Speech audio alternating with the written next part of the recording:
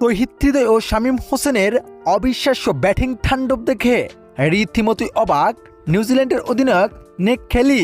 তাই তো ম্যাচ শেষে উপস্থাপকের প্রশ্নে এই দুইজনকে প্রশংসায় বাসিয়ে একই বললেন নিউজিল্যান্ডের অধিনায়ক নিক খেলি, যা মুহূর্তে ভাইরাল।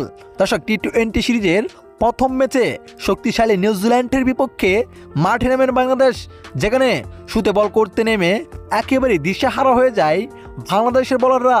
বাংলাদেশের বোলারদের পিটিয়ে শেষ পর্যন্ত 20 ওভারে 6 উইকেট হারিয়ে 182 রান করে ফেলেন নিউজিল্যান্ড। এত বড় লক্ষ্যে ব্যাট করতে নেমে দুর্দান্তভাবে শুরু করেছিলেন তানজিদ হাসান তামিম ও সাইফ হাসান। তবে 40 রানের মধ্যে সাইফ হাসান উইকেট হয়ে টেবিলে ফিরে যান। তবে তানজিদ হাসান তামিমও আউট হয়ে যায় মাত্র 20 রানে। লিটন দাস করেন 21 রান। তবে এরপর পারভেজ হোসেন ইমন কিছুটা চেষ্টা করছিলেন, কিন্তু তিনিও আউট।